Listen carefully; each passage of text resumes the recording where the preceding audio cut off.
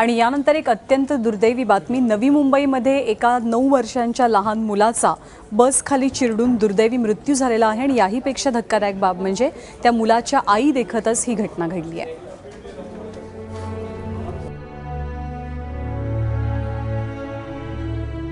सामवेद तराळकर अवघ्या 9 वर्षांचं गोंडस पोर, पण या पुढचं आयुष्य पाहण्यासाठी तो आता या जगातच नाहीये।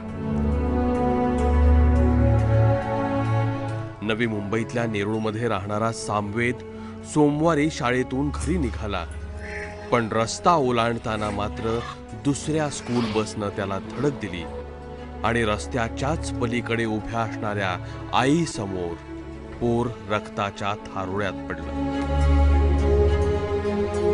बच्चे के मार करके बस इधर आकर खड़ा हो गया। शोर हुआ तो हम लोग भी बाहर निकले तो देखिए बच्चा जो है गिरा हुआ है। जा करके हम लोग भाग करके भी गए, बच्चे को उठाया। बच्चे की माँ भी साथ में थी, बच्चे की माँ रो रही थी। बच्चे को उठाया भी, उधर जो है हमारे बिंडल का साथ जो भी उठाए उसको ले गए हॉस्पिटल जाते जाते खत्म हो गया बच्चा। और इसके आगे क्या करेंगे? उपचारांसाठी सामवेदला अपोलो रुग्णालयात दाखल केलं, पण काही तासातच त्याचा मृत्यू झाला। पोलिसांनी स्कूल बस चालक गोविंद रायला अटक केली आहे। आरोपी बस चालकाला शिक्षा होईलही, पण सामवेदच्या अपघाती मृत्यूनं पालकांना आणखी सतर्क राहण्याची गरज निर्माण झाली आहे। कि बच्चों को भी मम्मी पापा का हाथ छोड़ के दौड़ना नहीं चाहिए।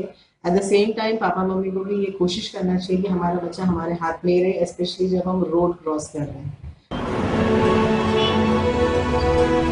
या फास्ट लाईफमध्ये सगळं काही फास्ट झालंय, पण इथं पदोपदी धोके आहेत ज्यांच्यापासून प्रत्येकानं सावध राहायला हवं। विनायक पाटील, एबीपी माझा, नेरूळ, नवी मुंबई।